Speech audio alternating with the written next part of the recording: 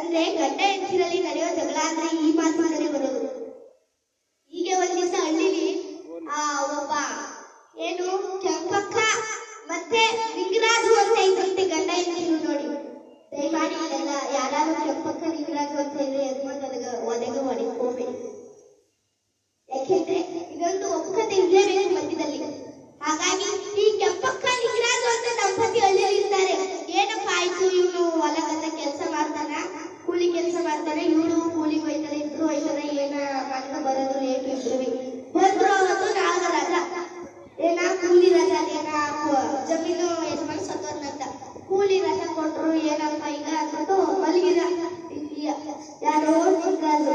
ಇವೇನ್ ಮಾಡ್ತಾರೋ ಪಾಯಿ ನನ್ನ ಗಂಡ ಡೈಲಿ ಕೆಲಸ ದುಡಿತಾನೆ, ಏನ್ ಮಾಡೋ ಇವ್ಗ ಏನಾರ ಕಾಯಿಸ್ಕೊಂಡು ಗೀಸ್ಕೊಡು ಮಲಗನಪ್ಪ ಪಾಯಾಶವಾಗಿ ಅಂತ ಹೇಳ್ತಾ ಇವಳು ಟೀ ಕಾಯಿಸ್ಕೊಂಡು ಕಲ್ಲಪುರಿ ಕೈಲಿ ಇಟ್ಕೊಂಡು ಬೆಳಗ ಆಯ್ತಂತ. ರೀ ರೀ ಏನೇ ಕಟ್ಬಿಟ್ಟಲ್ಲ ಅವ ಬೆಳಗ ನೋಡ್ಬಿಟ್ನಕ್ಕ ಕೂದಲೆಲ್ಲ ಕೆಲ್ಕೊಂಡ್ಬಿಟ್ಟದು ಅಂತ ಮಾಡ್ಬಿಟ್ಕೊಂಡ್ಬಿಟ್ಟ. ಇವ ನೋಡಿ ಯಾಕ ಮಾರಿ ಬಂದಿರ್ತಿದ್ದಲ್ಲ ಅಂತ ಯಾರೋ ಬಂದ್ಬಿಟ್ಟಾಳ ಅಂತ ಗೊತ್ತೈತೆ ಇಲ್ಲ ಅವ್ಳು ಹೆಂಡತಿ ಅಂತ ಹೇಳು. ರೀ ಇದೇನ್ರಿ ಇದೇನ್ರಿ ಇದೇನೇ ನೀನು ಮಾರಿ ಕಣಕದು ನಮ್ಮ ಮಾರಿ ನಿಮ್ಗ ಕೂಲಿ ಮಾಡಕ್ ಹೋಯ್ತಿದ್ದೀರಲ್ಲ ಅಲ್ಲಿ ಹೆಂಗಸರು ನೋಡಿದಾರೆ ಅಂತ ಕಳಿ ಅವರು ನಿಮ್ ಕಣ್ಗೆ ಲಕ್ಷ್ಮಿ ಕಣಕ್ ಅಂತಾರೆ, ನಾನು ನಿಮ್ ಕಣ್ಗೆ ಮಾರಿ ಕಣಕ್ ಅಂತೀನಿ. ಏನ್ ಮಾಡು, ನಮ್ಮ ಅಪ್ಪ ಮುಂಡ ಮಗ ನೀನ್ ಕಟ್ಕೊಂಡು ಬರೀ ದುಃಖನೇ ಅನುಭವಿಸ್ತಾ ಇದ್ದೀನಿ. ಯಾವತ್ತ ನೀವು ಸಂತೋಷ ಕೊಟ್ಟೆ ಮುಂಡ ಮಗ ನೀನು, ನಾನೇ ಮಾರಿ ಅಲ್ವಾ ನಿಂಗೆ ಮಾರಿ ಬಿಡು. ನಿಮ್ ಮಿಕ್ತರೆಲ್ಲ ನಿಂಗೆ ಲಕ್ಷ್ಮಿ ಕಣಕ್ ಅಂತಾರೆ, ನಾ ಮಾತ್ರ ಮಾರಿ ಕಣಕ್ ಅಂತೀನಿ ಅಂತ ಆತ ಡಿವೋರ್ಸ್ ಪೇಪರ್ಗೆ ಸೈನ್ ಮಾಡ್ಬಿಟ್ಟು ಇದೇ ಗಂಡ ಹೆಂಡತಿರಲಾಗ ಜಗಳ ಅಂದ್ರೆ. ಆ ಲಿಂಗರಾಜು ನೋಡ್ ತಕ್ಷಣ ನೀನ ಅಂದ್ಬಿಟ್ಟು ಬಾಯಿ ಮಕ್ಕಳ ಕೂತ್ಕೊಂಡ್ಬಿಟ್ಟಿದ್ರೆ ಈಗ ಒಂದ್ಸಲನೇ ಹೊಡೆದೋಯ್ತು. ಅದೇ ರೀತಿ ಈ ನದಿಯ ಸೃಷ್ಟಿ ಹೇಳ್ತಾ ಇದ್ದಾನೆ, ಇಲ್ಲ ಕಣಪ್ಪ ನಿಮ್ಮ ಅಕ್ಕನ ಮಕ್ಕನ ಇಲ್ಲ ಸಾಧ್ಯವಿಲ್ಲ. ನಿಮ್ಮ ಅಕ್ಕನ ಮಕ್ಕ ನೋಡ್ರೆ ಈಗಾಗ್ಲೇ ಬಾಗ್ಲು ಮುಚ್ಚಿ ಅಂಗಡಿಗೆ ಹೋಗ್ಬೇಕಾಯ್ತು, ಒಬ್ರು ವ್ಯಾಪಾರ ಮಾಡ್ಕೊತಿರ್ಲಿಲ್ಲ.